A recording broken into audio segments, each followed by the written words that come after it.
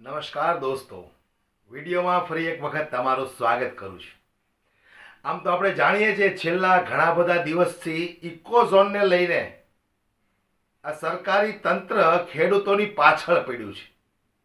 ત્યારે ખેડૂતો પણ એમની સામે પડ્યા છે, આંદોલનો કરી રહ્યા છે, સભાઓ કરી રહ્યા છે, કાર્યક્રમો કરી રહ્યા છે કે કોઈ પણ સંજોગે આ ઇકોઝોન અમે લાગુ થવા નહીં દઈએ. ત્યારે આમ આદમી પાર્ટીના નેતાઓ પણ ખેડૂતોની વારે આવ્યા છે. ત્યારે ભગાભાઈ બારડે જે બફાટ ભાષણ કર્યું કે ભાઈ કોઈને ખબર પડતી નથી, છતાંય આ ઇકોઝોનના કાયદામાં વચ્ચે કૂદકા મારીને આવી ગયા છે. આવનારા દિવસોમાં એ લોકોને નેતા બનવું છે, કાયદો શું છે એની કોઈને ખબર છે નહીં, અને આવા લોકો મેદાનમાં ઉતરી પડ્યા છે. તો મારે આ ભગાભાઈ બારડને કહેવું છે કે ભારતીય જનતા પાર્ટીમાં અભણ અંગૂઠા છાપ જેવા નેતાઓ બેઠા છે, ગૃહમંત્રી થઈને બેઠા છે. અભણ અંગૂઠા છાપ 8 પાસ ભણેલા ગૃહમંત્રી છે. દેશના વડાપ્રધાનની ડિગ્રીની તો ક્યાંય વાત જ કરવાની નથી થતી, કારણ કે એની ડિગ્રી શું છે કોઈને નથી ખબર, કેટલું ભણ્યા છે એ કોઈને નથી ખબર. ત્યારે આમ આદમી પાર્ટીના જે નેતાઓ આ ઇકોઝોનનો વિરોધ કરવા માટે ખેડૂતોની વારે આવ્યા છે, એ લોકો કંઈક ભણેલા તો છે, કંઈક સમજણ તો પડે છે, પણ આ વાતને લઈને ગોપાલ ઇટાલિયા ખૂબ ગુસ્સે થઈ ગયા. જે રીતે ભગાભાઈ બારડે આ બફાટ ભાષણ કર્યું, ત્યાર પછી ગોપાલ ઇટાલિયાએ વળતો જવાબ શું આપ્યો છે સાંભળો તમે. તો લઈને નીકળ્યા, કઈ લેવા દેવા નથી, ખબર નથી, અભ્યાસ નથી, જાણતા નથી કાયદામાં શું જોગવાઈ, કાયદો ક્યારનો છે, ક્યારથી અમલવારી છે, કેટલા કિલોમીટરનો છે, કેટલા વર્ષથી એમાં જીવીએ છે, કાંઈ લેવા દેવાની, અને પ્રજાને રાજકારણ કરીને ગુમરાહ કરીને આવનારી ચૂંટણી હું લડવા નીકળું અને જીતી જાઉં, આવી પ્રવૃત્તિ કરીને નીકળનારા લોકોને પણ તમારે ને મારે જવાબ દેવા જવાનો છે. નમસ્કાર મિત્રો, હું છું વકીલ Gopal Italia. Eco sensitive zone બાબતે ભગાભાઈનું એવું કહેવાનું છે કે જે લોકોને કાયદો ખબર નથી પડતી તેવા લોકો ખેડૂતોને ગુમરાહ કરે છે. હવે એવું બની શકે કે એક ભણેલા ગણેલા કોર્ટ અદાલતમાં જઈને વકીલ કરતા પણ વધારે ખબર ભગાભાઈને પડતી હોય એવું શક્ય છે. ઘણી વખત માણસ સ્કૂલે ન ભણ્યો હોય પણ ખોટું બનાવવામાં, ખોટું બોલવામાં, ખોટું કરવામાં પીએચડી કર્યું હોય એવું શક્ય છે. આપણા દેશ મહાન છે, આપણા દેશમાં ઘણા પાસે ખોટું બોલવાની ડિગ્રીઓ છે. જેમ કે આપણા એક મહાપુરુષ છે, એને તો ડબલ પીએચડી કરેલું, તો આવું શક્ય છે, એમાં કંઈ ખોટું નથી. તો બની શકે કે મારું કાયદાકીય નોલેજ ઓછું હોય અને ભગાભાઈનું વધારે હોય. તો હવે ભગાભાઈ પાસે વધારે નોલેજ છે, તો મારે 2-4 પ્રશ્નો જ તે ખાલી ઇકો સેન્સિટિવ ઝોન બાબતે ભગાભાઈ સમક્ષ રજૂ કરવા છે, કેમ કે એ કાયદો વધુ જાણે છે. મારો પ્રશ્ન એવો છે કે ઇકો સેન્સિટિવ ઝોન શા માટે લાવવામાં આવે છે? તો છાપા, ટીવી અને બીજી રીતે મને જે જાણકારી છે એ જાણકારી એવું કહે છે કે પર્યાવરણને બચાવવા માટે ઇકો સેન્સિટિવ ઝોન લાવવામાં આવે છે. હવે વધુ સાચી માહિતી તો કાયદાના જાણકાર શ્રી ભગાભાઈ જ આપી શકે એમ છે, પણ મને એવી જાણકારી છે કે ઇકો સેન્સિટિવ ઝોન પર્યાવરણ બચાવવા માટે લાવવામાં આવે છે. તો એ સારી બાબત છે, પર્યાવરણ બચાવવું એ આપણા સૌની ફરજ છે. તો મને બીજો પ્રશ્ન છે મનમાં કે પર્યાવરણને નુકસાન શેનાથી થાય? શું આંબાના બગીચાથી પર્યાવરણને નુકસાન થાય? શેરડીના વાઢથી પર્યાવરણને નુકસાન થાય? કપાસનું વાવેતર કરવાથી પર્યાવરણને નુકસાન થાય? સીતાફળના વાવેતરથી નુકસાન થાય? ઘઉં, જુવાર, બાજરી, મકાઈ, મગફળી, માંડવી, સોયાબીન આના વાવેતરથી પર્યાવરણને નુકસાન થાય? દુનિયાના કોઈ પણ દેશની અંદર પાછલા 100 વર્ષનો ઇતિહાસ એવું કહે છે કે ખેતી કરવાથી પર્યાવરણની, જીવજંતુની, પશુ પક્ષીઓની જાળવણી થાય છે, કેમ કે એ કુદરતનો ક્રમ છે. જીવઃ જીવસ્ય ભોજનમ, એક જીવ બીજા જીવનું ભોજન છે. એટલે મોટા જે પક્ષીઓ હોય એ જીવજંતુ ખાઈ જાય, પક્ષીઓને મોટા પક્ષીઓ ખાઈ જાય, એમ એકાબીજાનું ખોરાક છે, એમ જીવસૃષ્ટિનું સંતુલન અને પર્યાવરણનું સંતુલન બની રહે.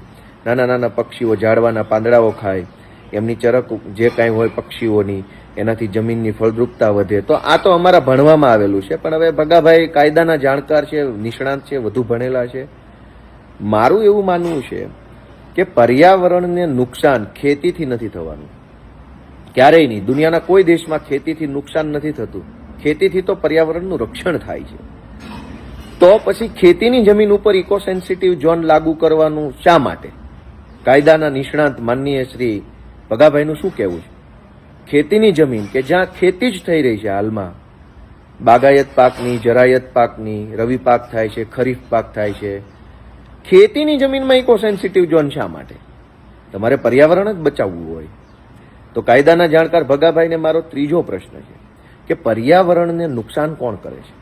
પર્યાવરણને નુકસાન ભેડિયાવાળા કરે છે, સફેદ પથ્થરો કાઢવાની ખાણોવાળા નુકસાન કરે છે, હેવી મોટા કોમર્શિયલ રિસોર્ટોના બાંધકામો છે એનાથી પર્યાવરણને નુકસાન થાય છે, આ સિવાય જંગલ ખાતાના મેળાપીપણામાં જે ગેરકાયદેસરની પ્રવૃત્તિઓ થાય છે એનાથી પર્યાવરણને નુકસાન થાય છે.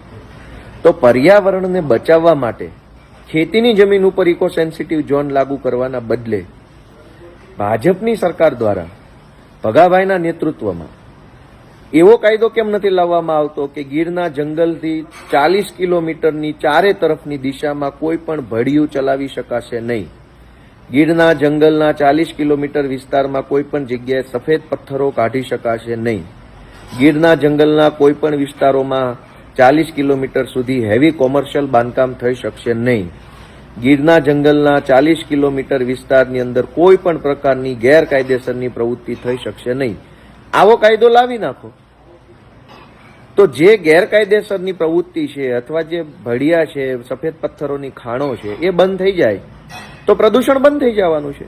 કેમ કે જ્યાં સફેદ પથ્થરની ખાણો છે એની સિવાય તો બધી જમીન ખેતીની જમીન છે, બધે તો ખેતી થઈ રહી છે, પશુપાલન થઈ રહ્યું છે.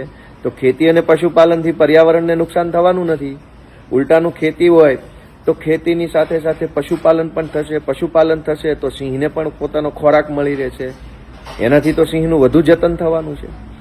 તો આ ભગાભાઈ જેવા ભણેલા ગણેલા માણસો, કાયદાના નિષ્ણાંત જાણકાર માણસો, સુપ્રીમ કોર્ટના નિવૃત્ત ન્યાયાધીશ કરતાં પણ વધુ બુદ્ધિશાળી માનની ભગાભાઈ જેવા લોકોએ આગેવાની લઈ અને ખેડૂતોના હિતમાં ગીરના જંગલથી 40 કિલોમીટરની રેન્જમાં તમામ ભડિયા બંધ થઈ જાય, તમામ પથ્થરની ખાણો બંધ થઈ જાય, તમામ નદીઓ જે છે મોટી મોટી ગીરના જંગલમાંથી નીકળતી અને આજુબાજુના ગામની એ નદીઓમાંથી રેતી કાઢવાનું બંધ થઈ જાય અને ગેરકાયદેસરની બધી પ્રવૃત્તિઓ ઉપર સેન્સિટિવ ઝોન લાગુ પડી જાય એવી કોશિશ અને એવી આગેવાની ભગાભાઈએ લેવી જોઈએ. ખેતીની જમીન ઉપર ઇકો સેન્સિટિવ ઝોન લાગુ ન થવો જોઈએ, પણ કાયદાના જાણકાર નિષ્ણાંત ક્રાંતિ કાયદા ગુરુ શ્રી ભગાભાઈ દ્વારા જે માર્ગદર્શન આપવામાં આવ્યું છે એને મારા આટલા જ સવાલ છે કે પર્યાવરણને નુકસાન કોણ કરે છે? ખેતી કરે છે કે ભડિયા અને બેલાવાળા કરે છે? પર્યાવરણને નુકસાન અટકાવવા માટે ખેતીની જમીન ઉપર ઇકો સેન્સિટિવ ઝોન લાગવું જોઈએ કે ભડિયાવાળા ઉપર લાગવું જોઈએ, રેતી કાઢવાવાળા ઉપર? એ કાયદાના નિષ્ણાંત ભગાભાઈ જવાબ આપે એવી મારી આશા છે. જય કિસાન, જય ગુજરાત. તો આવા અભણ અંગૂઠા છાપ નેતાઓ ભણેલા ગણેલાને કહે છે કે ભાઈ કાયદાની કાંઈ ખબર નથી, કાયદા વિશે જાણતા નથી. અલા, તમે 5 ચોપડી ભણેલા અભણ અંગૂઠા છાપ નેતાઓ છો, છતાંય તમે ખુરશી રોકીને બેઠા છો, દેશની જનતાની પત્તર ફાડો છો. તો આ તો ભણેલા ગણેલા નેતાઓ છે. આ લોકોને થોડીક તો ખબર પડશે, થોડોક તો અનુભવ હશે ને. તમારી જેમ હાવ અભણ અંગૂઠા છાપ તો છે નહીં કાંઈ. એટલે કાયદો શું છે, ઇકોઝોન શા માટે તમે લાવ્યા છો એ બધી જ જનતાને ખબર છે.